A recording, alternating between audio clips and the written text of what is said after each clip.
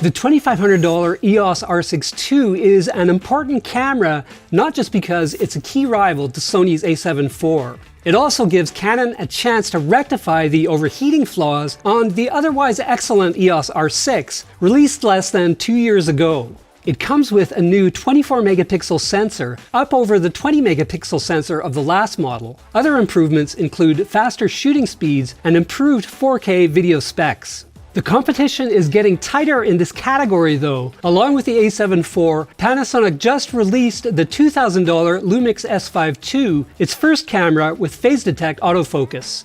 I saw the R6 II earlier in San Diego in prototype form, but have now got my hands on the final version. Can it keep up with the competition, and are the heating issues sorted out? Let's dive in and find out.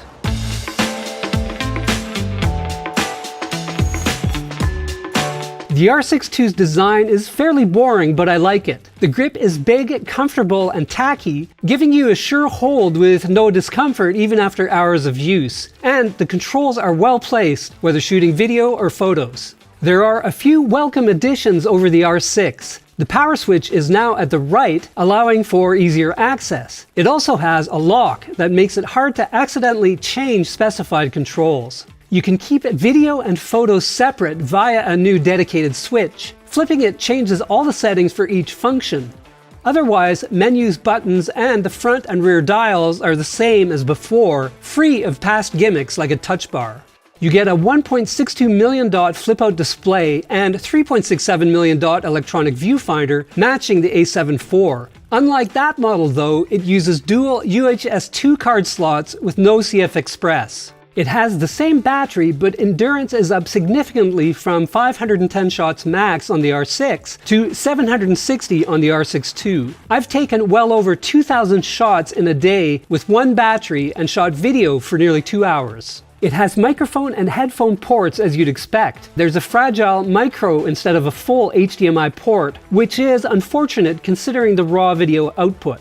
In terms of connectivity, you can run the camera using the USB-C power delivery feature, and you can use it directly as a PC or Mac webcam via a new plug-and-play feature. As I observed in San Diego, the R6 is fast. Mechanical speeds remain the same at 12 frames per second with AF enabled, a bit quicker than the a7 IV. However, it can now shoot in electronic mode at up to 40 frames per second, making it the sportiest camera in this category by far. Shooting bursts in electronic mode does impact the buffer though. You can get about 75 compressed RAW and JPEG frames before it fills, and fewer with uncompressed RAW. With the mechanical shutter, you can shoot around 1,000 compressed RAW and JPEG frames before it stops. Rolling shutter is well controlled. I'd hesitate to use it for fast-moving sports, but it's much better in that regard than the a7 IV. In regular autofocus mode, the EOS R6 II is quicker and more reliable than the R6. It can keep up with burst speeds even at 40 frames per second, missing just the odd shot. In mechanical mode, I rarely had a photo out of focus. On top of face and eyes, it can now detect people's bodies, plus animals and vehicles, including motorcycles, cars, trains, and horses. It also comes with a new auto-select mode that lets the AI choose the subject type. While it can occasionally get confused by the background, the R6 II is good at locking onto human faces and eyes. It's a bit less dependable for animals and other subjects though. Tracking fast-moving subjects works well, though I had to fiddle with the AF speeds. You can also touch to track, but that's a bit hit or miss depending on your subject. The new 24 megapixel sensor is the biggest improvement in this camera, offering improved image quality, better low-light sensitivity, and more. Images are of course sharper, but overall quality has also improved with a bit more dynamic range than before. JPEGs have good levels of detail without excessive sharpening. Color accuracy is good and skin tones more pleasing than any other cameras I've tried recently. The R6 II is actually better than the original model in low light, despite the extra pixels. I had no qualms about shooting at ISO 12800, and even ISO 25600 images were okay, provided I exposed correctly. Raw images retain extra detail, especially in shadows. That makes images easier to edit should you underexpose them. It has perhaps a bit less dynamic range than Sony or Nikon full-frame cameras, but it's still very good.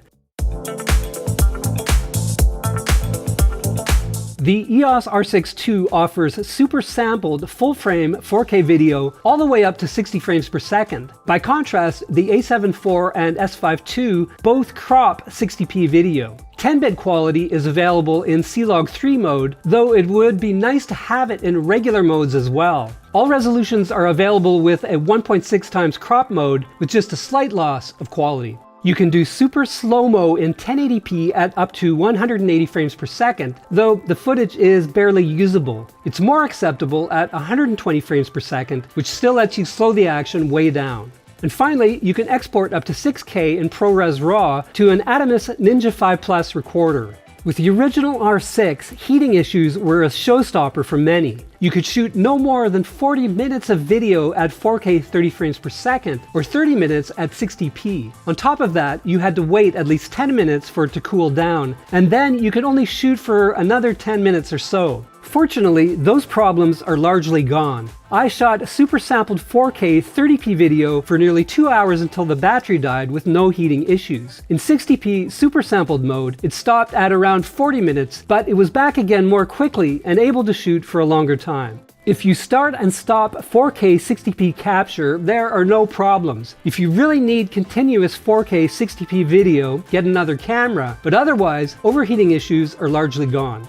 Quality is excellent with sharper video than rivals at 4K 60p. Dynamic range in C-Log 3 mode isn't quite as good as Sony's A7 IV or the Panasonic S5 II though. Much of that is lost in shadows, so it's better to slightly over than underexpose. Low-light video is good at ISOs up to 12,800. That makes it useful for things like concerts or plays. Boosting shadows beyond ISO 6400 can create noise, however. One unfortunate omission compared to rivals is the lack of easy-to-edit intra-frame codecs. That makes it pretty much mandatory to convert to ProRes or another format, as even fast editing systems don't like long GOP. Canon's dual-pixel video autofocus is a strong point. With single-point autofocus for run-and-gun shooting, interviews and the like, I rarely had autofocus shots. Human face and eye tracking is incredibly reliable for video. It stays locked on the subject and keeps them in focus as they move, though Sony's A7 IV is slightly quicker. As with photos, it also offers reliable animal and vehicle tracking with the same auto mode that lets the camera's AI choose the subject type. Canon beats all rivals in rolling shutter. It's noticeably better than on the Sony A7 IV, even in fully downsampled mode. In 1.6 crop mode, it's barely detectable, even if you whip the camera around. In-body stabilization is fine for stationary handheld shots or small movements. Anything more can be jerky, even in enhanced digital IS mode. And finally, Canon has introduced a digital focus breathing feature, much like Sony has on the A7 IV. It works well, but only with a handful of lenses for now. Canon's $2,500 EOS R6 is a formidable hybrid mirrorless camera with fast shooting speeds, accurate autofocus, and strong video capabilities. The overheating issues have largely been fixed unless you really need to shoot continuous 4K 60p full-frame video. Sony's $2,500 A7 IV has more resolution but slower shooting speeds, particularly in electronic mode. Rolling shutter is a more serious issue on that camera as well. On the plus side, it offers slightly more dynamic range and autofocus that's a touch faster. Panasonic's $2,000 S5 II has slightly better video specs, but it remains to be seen if autofocus can keep up. The S5 IIX, coming in May, looks like a better mirrorless camera for video, and it's less expensive at $2,200. If you shoot both photos and video equally though, I'd choose the EOS R6 II over Sony and Panasonic's models. It excels at both. Thanks for watching, and if you enjoyed this video, please hit like and subscribe, and for more on technology, check out Engadget.com.